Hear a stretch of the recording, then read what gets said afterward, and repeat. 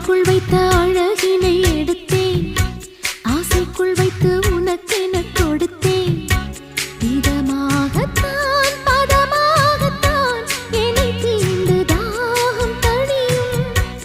ஓடைக்குள் வந்த மலரினை பறித்தே, ஓசைகள் இன்றி மணி முத்தம் பதித்தே, பழச்சாரையும் இளநீரையும் பரிமாற வேண்டும் தினமும். அந்திப்பகல் வந்ததொரு இன்ப மயக்கம், அஞ்சு விரல் பட்ட இடம் மெல்லச் சிலிர்க்கும்.